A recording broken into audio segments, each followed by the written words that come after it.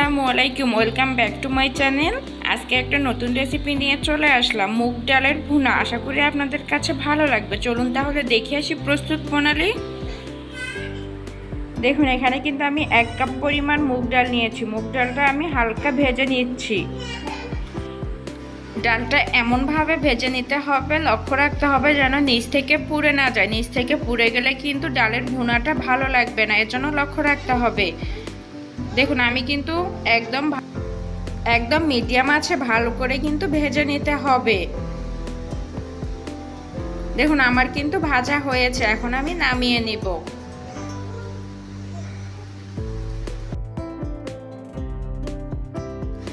দেখুন, আমার কিন্তু ডালটা ভাজা হয়েছে, এখন আমি নামিয়ে নিচ্ছি। এখন আমি এখানে পরিমাণ মতো পানি দিয়ে আধা ঘন্টার জন্য ভিজিয়ে রাখবো। দেখুন, আধা ঘন্টা পর কিন্তু আমি চলে এসেছি। আমি এখানে ফ্রাই প্যান নিয়েছি। ফ্রাই প্যানে আমি পর্যাপ্ত পরিমাণ তেল দিয়ে দিচ্ছি। তেলটা হালকা গরম হতে এখানে আমি দিয়ে দিচ্ছি 2টা তেজপাতা আর 2টা সাদা এলাচ, 1টা কালো এলাচ দিয়ে দিচ্ছি আমি।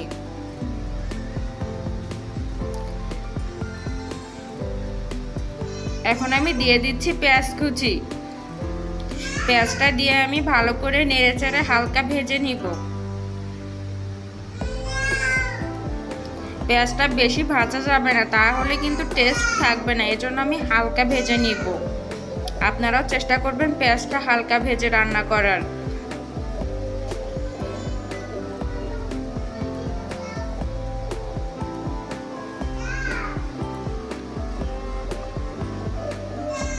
দেখুন, আমার কিন্তু পেঁয়াজটা হালকা ভাজা হয়ে গিয়েছে। এখন আমি দিয়ে দিচ্ছি হলুদের গুঁড়া,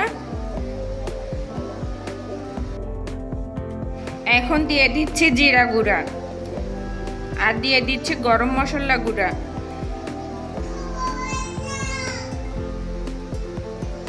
দিয়ে দিচ্ছি মরিচের গুঁড়া। আপনারা যে যেরকম ঝাল খাবেন সেরকম এখানে ঝালটা ব্যবহার করবেন।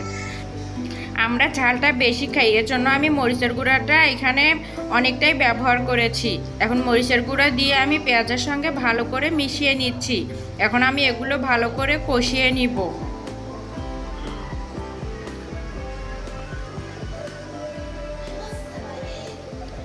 দিয়ে দিচ্ছি কয়েকটা কাঁচামরিচ। আপনারা চাইলে কাঁচামরিচ নাও দিতে পারেন।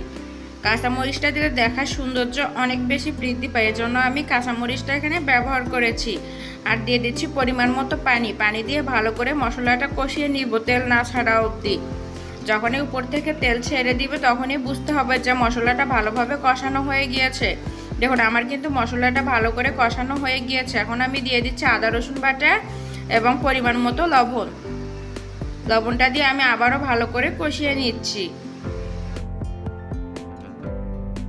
দেখুন, আমার কিন্তু উপর থেকে তেল ছেড়ে দিয়েছে, আমি ভালো করে কষিয়ে নিয়েছি মশলাটা। এখন আমি যে ডালটা ভিজিয়ে রেখেছিলাম, ডালটা আমি ভালো করে ধুয়ে মশলার মধ্যে দিয়ে দিচ্ছি। দিয়ে আমি ডালটা আবারও ভালো করে কষিয়ে নিব 5 থেকে 10 মিনিটের মতো। চুলার আঁচটা এ পর্যায়ে মিডিয়ামে থাকবে। দেখুন, ডালটা কিন্তু আমি খুব সুন্দর করে কষিয়ে নিয়েছি। ডাল থেকে কিন্তু তেলটা ছেড়ে দিয়েছে। আমি এ পর্যায়ে দিয়ে দিচ্ছি পরিমাণ মতো পানি। পানিটা একটু বুঝে শুনে দিতে হবে, আর অবশ্যই কিন্তু কুসুম গরম পানি এখানে ব্যবহার করতে হবে, তাহলে ডালটা খুব সহজেই সিদ্ধ হয়ে যাবে। আমি পরিমাণ মতো পানি দিয়ে ভালো করে সিদ্ধ করে নিচ্ছি। দেখুন আপনারাই,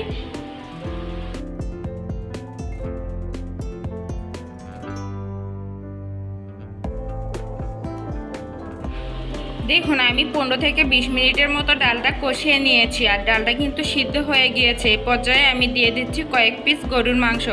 আপনারা চাইলে মুরগির মাংস এখানে ব্যবহার করতে পারবেন, আর চাইলে এমনিও এভাবেই রান্না করে খেতে পারবেন। অনেক টেস্টি হয় এভাবে যদি রান্না করেন। আমার ভিডিওটা যদি আপনাদের কাছে ভালো লেগে থাকে তাহলে প্লিজ সাবস্ক্রাইব করে আমার পাশেই থেকে যাবেন। আর দেখুন কত সুন্দর হয়েছে।